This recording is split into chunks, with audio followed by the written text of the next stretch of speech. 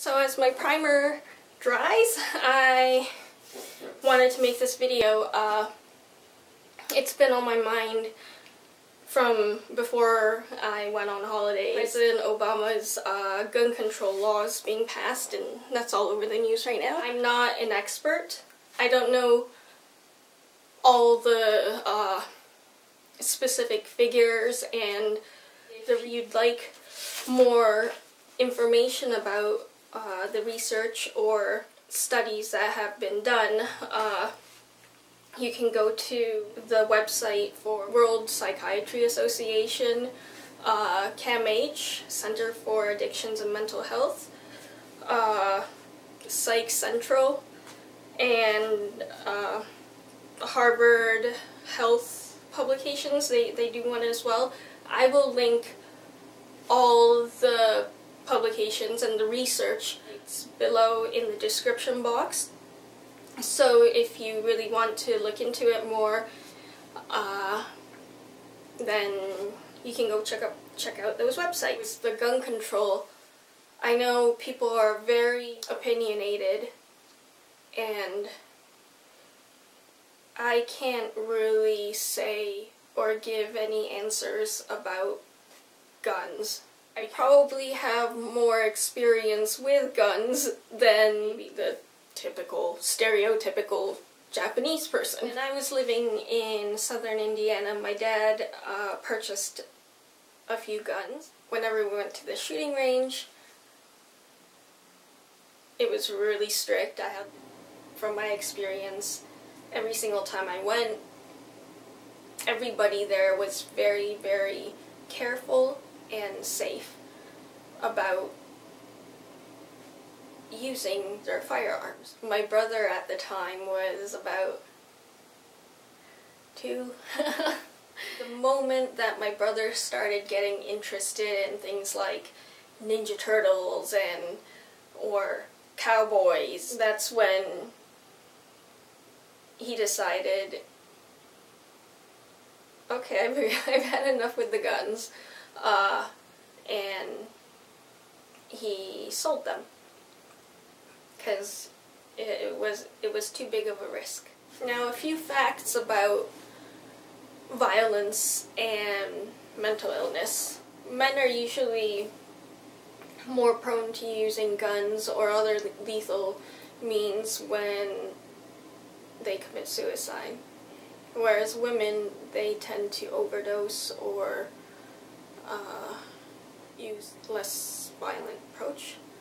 With men, it seems like if they commit a violent crime, the police come, the police take them away, they're in the justice system, and then they get thrown in prison. And when they're in prison, they don't necessarily get the treatment they need for mental illness or substance abuse and other things to reintegrate back into society. So it really is a vicious cycle. Mental illness isn't necessarily vital or enough to cause violence. Violence has more socioeconomic and demographic factors, but it's not limited to it. There is definitely stigma in society that believes in those with mental illnesses are more violent or prone to violence. I think more than mental illness, substance abuse like drugs and alcohol consumption, with or without mental illness, is a huge factor in violence. You just have to take into account things like their personal history, substance issues, their socioeconomic environment, gender, age, happenings, the circumstances and situation they're in at the time. There isn't much knowledge about determinants of violence. Also, there hasn't been as much promoting, or I guess even the research behind the best preventative measures of violence when people have to carry guns just to feel safe. I think there's something very flawed there. It's just, it's very inhumane, it's so unnatural. Well, in the UK, they had a systematic ban on guns, and people could take them to the police, and yeah, they would melt it down. There doesn't seem to be as much gun violence in the UK, although it still exists. Same as in Japan. There are probably more incidences with swords and knives and fists than guns. Well, that also has to do with, Japan's history as well, but yeah, the police officers in Japan only carry this little tiny kind of like gun that would maybe slow somebody down, but nothing major. To put some perspective to this issue, I think another thing is it's very different owning a gun in, let's say, downtown Toronto or Detroit or LA than it is if you were living in Churchill or Alaska somewhere where you have polar bears and actual wildlife or natural dangers that you really need to protect yourself from. And then there isn't as many people living within such close proximity, and I don't know, but at the same time I know that many people in these Native communities do suffer from mental illness and substance abuse, and there is a high rate of suicide within those communities as well. So I don't know, I don't really have the answers. Here's a bit of my experience and my recollection of when I was very, very extremely depressed and anxious and was really in the throes of my mental illness. I was never violent towards anybody else. I was only destructive towards myself.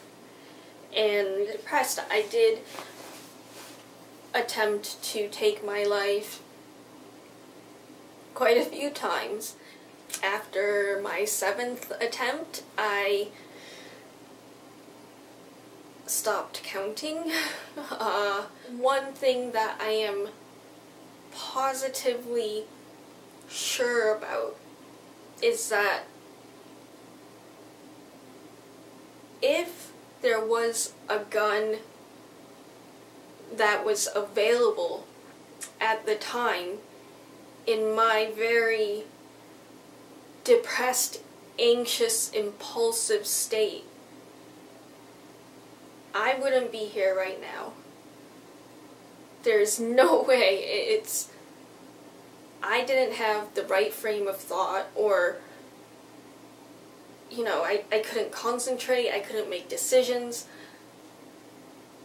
My mind was very disordered, it was very sick.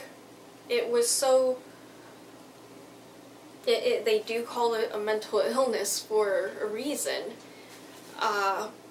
Reason didn't exist. And so I do think that having a gun around within a house, even though it's locked, even though it's put away or hidden somewhere. When somebody's in a very dark and confused and very impulsive, desperate place, they're going to find every way to get to that gun or to get to something to end the suffering, especially if they don't have somebody else to go to, or, you know, it's just, it really is a very hopeless, alone place. So, I mean, I'm really, really glad that I didn't have access to a gun back then, because if I did, it would have been definitely lethal, and I wouldn't be here talking to you today. So it's quite disturbing to think that there are so many people. I mean, mental illness doesn't have borders. It doesn't discriminate against race, age, gender, cultures. It just doesn't. It occurs everywhere. And to think that there are so many people with guns who also struggle from mental illness, but at the same time live in these economic conditions, and maybe stick a few other factors in, like, I don't know, tribal issues, or gangs, or spousal abuse. Everything really goes into the mixing pot, and it really is a ticking time bomb. But I can't say that people with mental illness who have guns, they're gonna go shoot somebody, or they're gonna shoot themselves or something, they're gonna use it on something. No. Yeah, I just wanted to bring this discussion to the fore, to see what your take on all this is, and I just think there's always a different option apart from violence. Violence doesn't have to be the way to cope or to deal with things in life. It's not the answer. Such a multi-dimensional, multifaceted issue and problem. It's just trying to work out healthier and more positive solutions for dealing with difficulties in life. Anyways, I would love to hear your thoughts and comments, so please do look in the description box below for links to violence and mental illness, as well as comment if you would like to. You can send me a message through my channel or my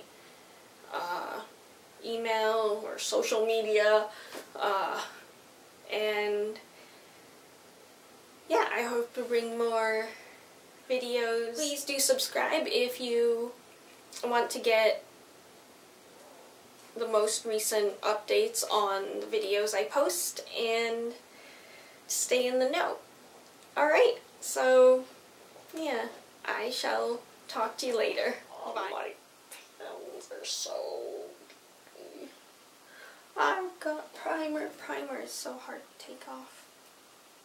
Now I have to do second coat for this piece, this huge piece I'm starting right now, so